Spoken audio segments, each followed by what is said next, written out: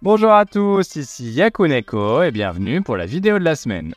Cette semaine est marquée par le premier classement d'Itchy the Witch qui est l'un des plus gros espoirs du Weekly Shonen Jump et on reviendra bien évidemment sur la troisième semaine de vente du mois d'octobre. Et sur ce, je vous souhaite donc une très bonne vidéo.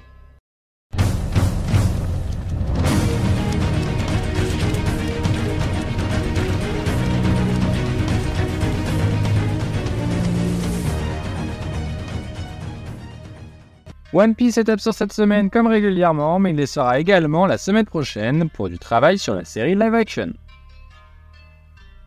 Shinobi Undercover a désormais les 7 chapitres nécessaires pour être classé, il devra donc intégrer le classement dans 2 semaines après sa page couleur. Et il faudra logiquement attendre une semaine supplémentaire pour Akutaku. Mystery Sakura Family fait la couverture du magazine cette semaine pour fêter son 5e anniversaire. Et on a évidemment le droit à de très sympathiques pages couleurs pour l'occasion. Le manga est dans son arc final depuis un moment déjà et devrait donc se terminer à plus ou moins long terme, laissant une nouvelle fois un vide dans le Jump, même si moins important que ceux laissés par My Hero Academia et Jujutsu Kaisen. Au niveau de ses ventes du mois d'octobre, il a pour l'instant écoulé 30 995 exemplaires de son tome 26, ce qui est très proche de son tome 25 à la même période. Blue Box obtient une nouvelle fois une page couleur, c'est sa 10e déjà cette année. Au niveau des ventes, avec 108 785 exemplaires vendus, il dépasse les 100 000 lors de la 3e semaine, mais c'est quelque chose de plutôt habituel, même s'il n'y était pas parvenu depuis 2 volumes. Le one-shot de cette semaine est Invisible Blow de Rei Yugami et Kaoru Hinome. Et enfin, la dernière page couleur est pour Astro Royal. Et pas vraiment d'évolution au niveau des ventes, il en compte désormais 25 459, ce qui correspond environ à 3000 exemplaires vendus de moins que son premier tome.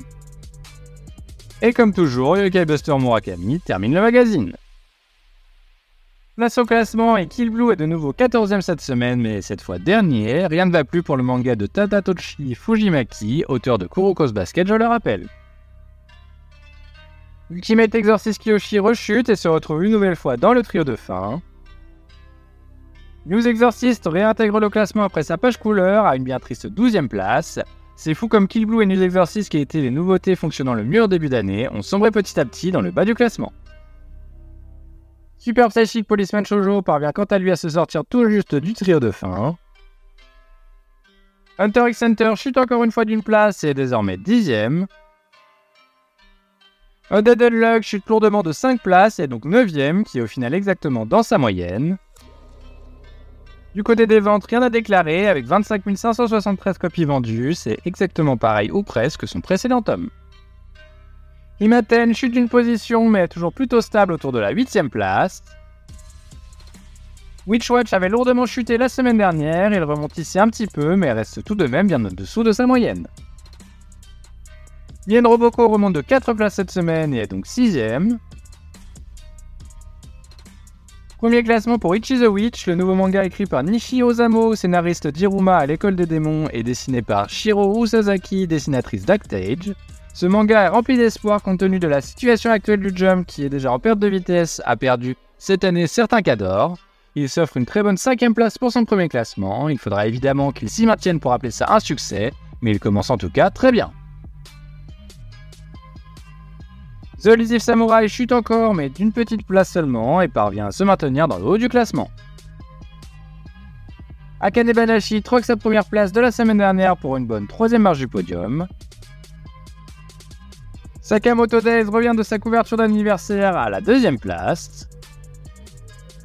Et enfin, tout en haut du classement, c'est Kagurabashi qui parvient à remonter de 7 places pour s'offrir sa 3e première place de l'année.